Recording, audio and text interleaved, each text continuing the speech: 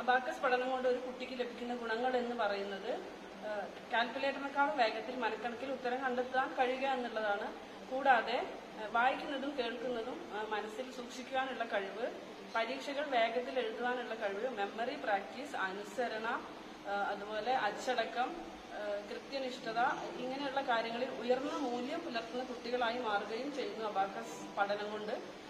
ഇതുപോലുള്ള മത്സര പരീക്ഷകൾ നടത്തുന്നത് കൊണ്ട് ഒരു കുട്ടിക്ക് ലഭിക്കുന്ന ഗുണമെന്ന് പറയുന്നത് ഭാവിയിൽ ഉയർന്ന പരീക്ഷകൾ എഴുതാനുള്ള ഒരു തയ്യാറെടുപ്പ് കൂടിയാണ്.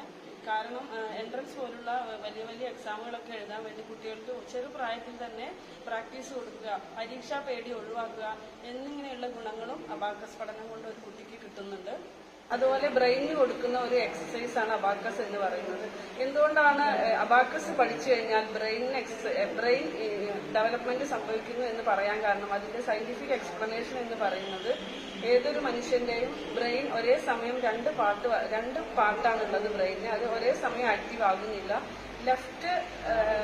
ലെഫ്റ്റ് ഹാൻഡ് വർക്ക് ചെയ്യുമ്പോൾ ഇടത് കൈ വർക്ക് ചെയ്യുമ്പോൾ വലത് ബ്രെയിനും, വലത് കൈ വർക്ക് ചെയ്യുമ്പോൾ ഇടത് ബ്രെയിനുമാണ് ആക്റ്റീവ് ആവുന്നത്.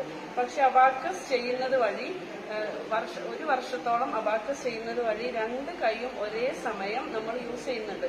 അബാക്കസ് ടൂളിൽ രണ്ട് കൈ ഒരേ സമയം യൂസ് ചെയ്യുമ്പോൾ രണ്ട് ബ്രെയിനും ഒരേ സമയം